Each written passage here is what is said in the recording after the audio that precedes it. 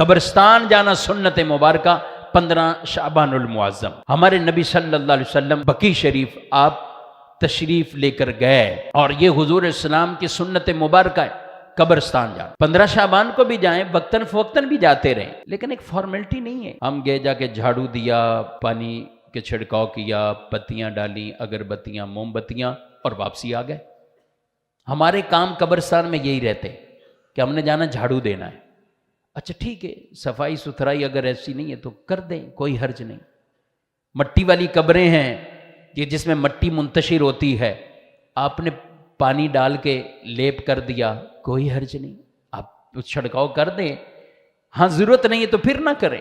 پھر یہ کوئی حصہ نہیں ہے کہ ہماری اس چھڑکنے سے قبر والے کو کوئی ٹھنڈک یا سکون پہنچنی، یہ تو قبر کے اوپر کا معاملہ ہے، اس لیے ہم اسے پانی چھڑک کر مٹی جما دیتے ہیں۔ لیکن اگر ایسی ضرورت نہیں تو پھر خواہ پانی ڈالنے کی یہ اجازت بھی نہیں۔ اچھا تیسرا کام، پتیاں ڈالنا، ڈال سکتے ہیں، ڈالنی بھی چاہیے۔ تر پتیاں ہوتی ہیں، ہمارے نبی صلی اللہ علیہ وسلم نے تر شاخ قبر پہ لگائی اور فرمایا جب تک یہ تر رہے گی قبر والے کے عذاب میں اللہ تخفیف فرما دے گا۔ اور یہ تر شاخ تسبیح کرتی ہے، تر شاخ یہ تسبیح سے قبر والے کو سکون ملتا ہے۔ لیکن یہاں ایک بات کرتا چلوں، ارے شاخ کی تسبیح سے تو قبر والے کو سکون مل رہا ہے، تو جو قبر پر یہ گیا ہوا ہے، حاضر ہوا ہے، آپ کب تسبیح کریں گے؟ آپ کب قرآن پڑھیں گے؟ آپ کب ذکر و درود کریں گے؟